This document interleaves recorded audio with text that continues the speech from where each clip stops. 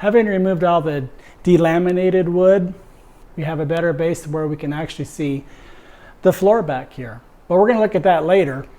Right now, what we're going to do is we're going to keep our utility or our utensil box top, and we'll go ahead and we'll keep the metal side and the wood side as a pattern if we decide to go that way.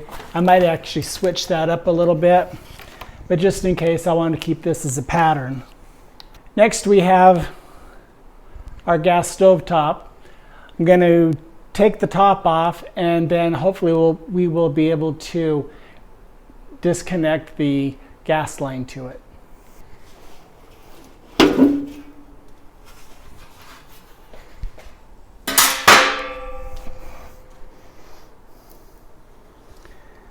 Looks like a simple connection down here.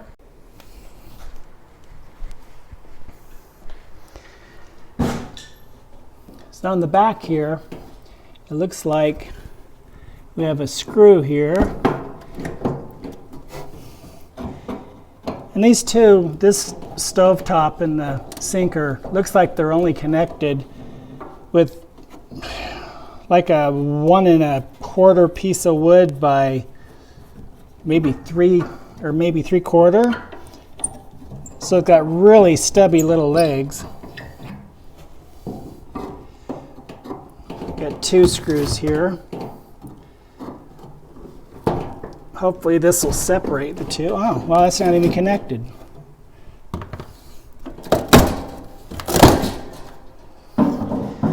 We'll see if we can just lift this out.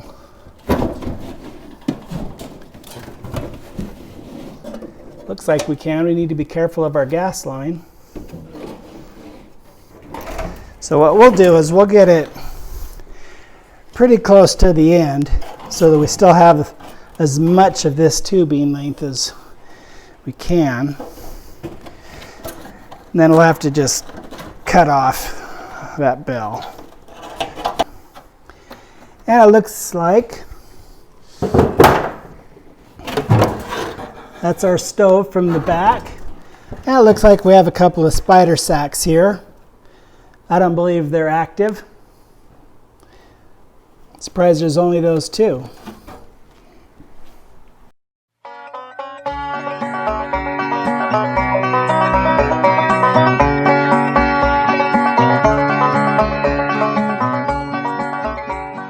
Hello and welcome back to today's build.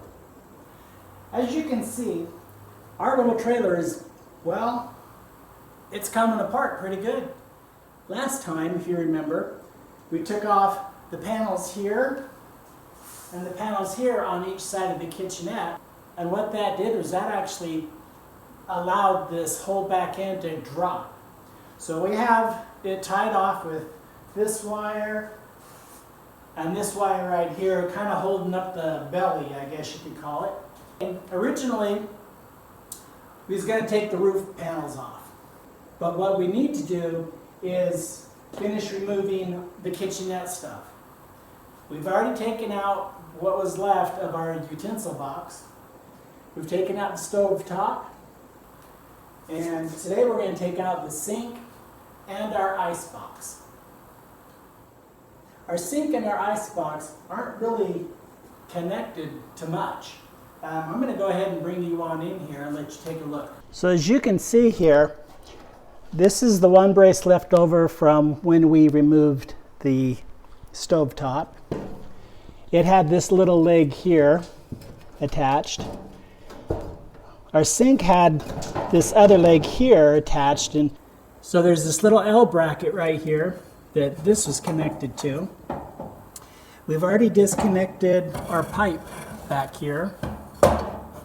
One thing that was interesting was this little piece here it's a wire, and it has a little eyelet down here on the floor, and then the wire's connected to a part of the sink up here.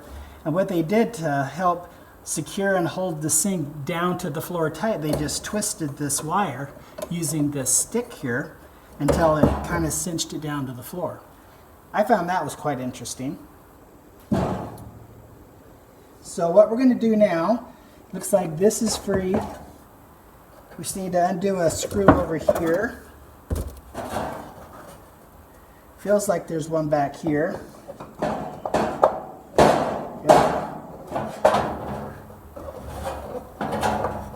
It feels like it's actually going to untwist quite easily.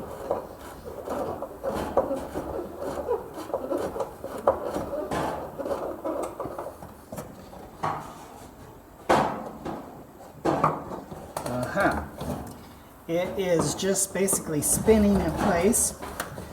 So we're just going to have to pry this apart.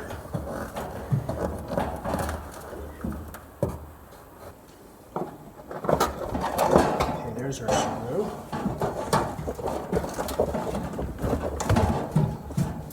Oh, we're going to have to clip that wire.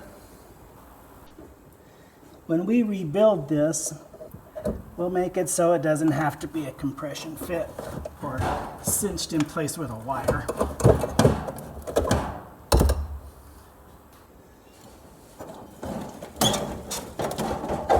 Let's see, are we ready to come out?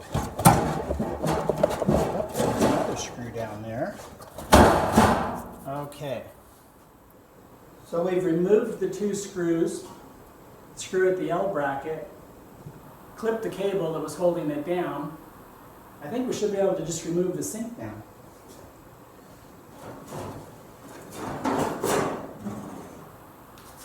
Just like that.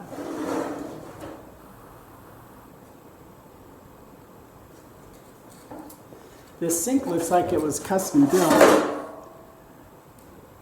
It's got those little welds across there. They welded on a drain, which unfortunately when I went to go unhook it, it broke. So we'll have to fix that. But pretty cool for a custom piece from the 1940s. Okay, let's get that icebox. So having removed the sink, now we are going to remove our icebox.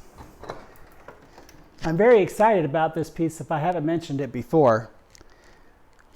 We're going to completely rebuild it. I don't think there's anything holding it in. So we're just going to try to lift it right out.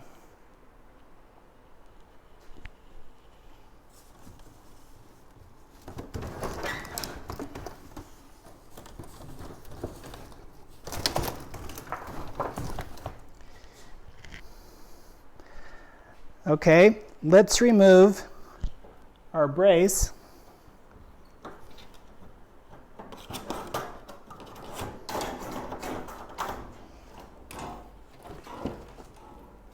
That should give us plenty of room.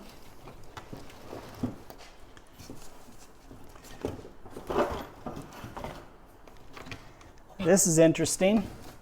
Pile of wood holding it up.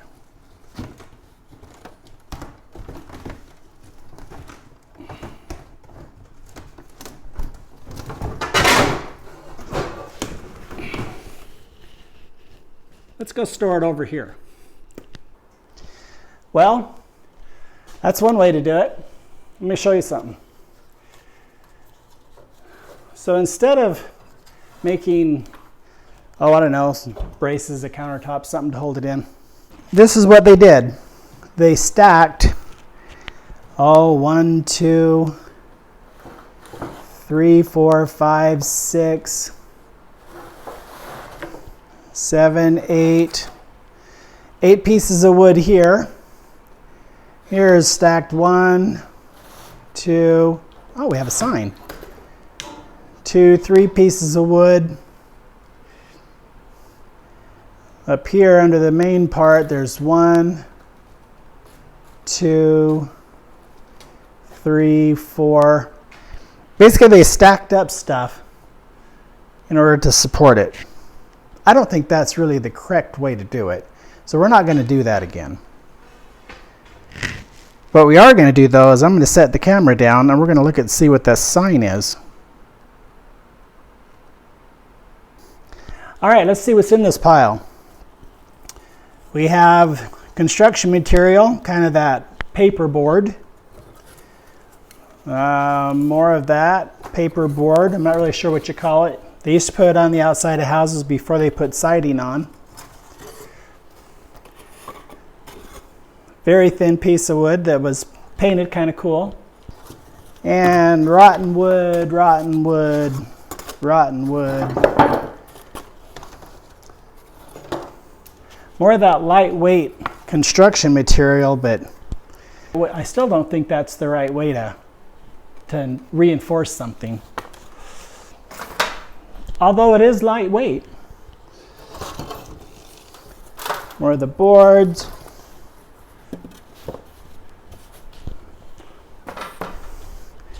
Okay, and our sign.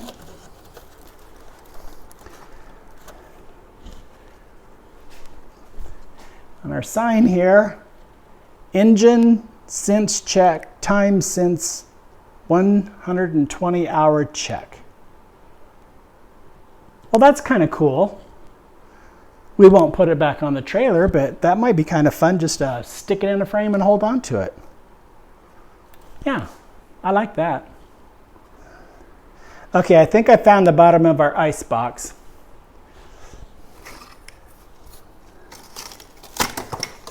There's an L bracket here.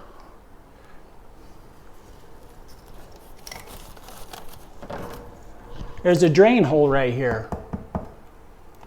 Looks like about a 1/4 inch, 3/16 inch tube. So I guess in the beginning it was secured with an L bracket here, an L bracket there, and then a bunch of stuff put underneath it. Well, I'm going to crawl under there and see where that drain goes.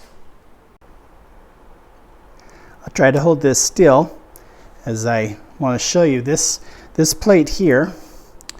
This is the bottom of what's left of our icebox.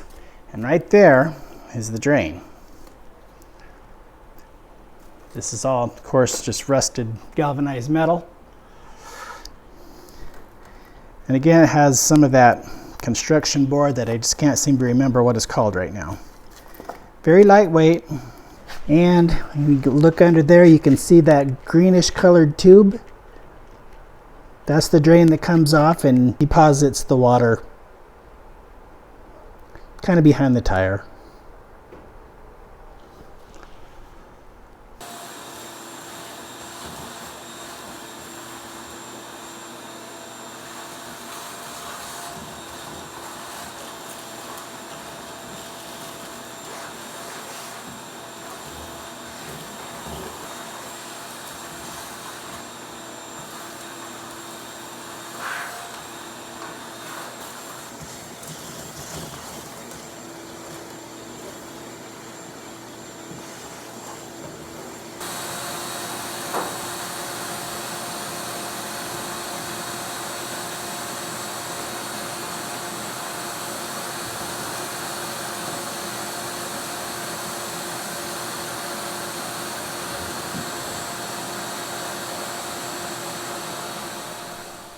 Well, that was one dirty, stinky mess, but the floor is looking much better. You can actually see here where it's connected to the steel frame, there and there. It looks like our pan here is about to come off. All the little screws that were holding the bottom of it, they fell out. So we have just these two screws right here. So we'll go ahead and take out these last two. We're going to leave this brace connected to it. Well, that doesn't want to come off. This one is. Maybe. So we'll just kind of wiggle them loose. Grab our pan. We might have a little one under there. Yep, okay. We're going to go ahead and connect this back up.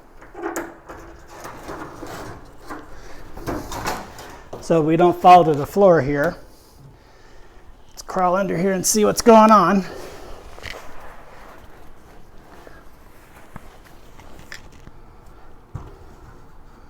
Oh, there it is. 1, one screw. That should do it.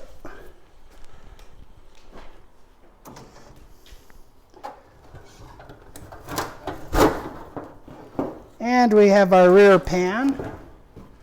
We'll go ahead and disconnect this brace, or our wire.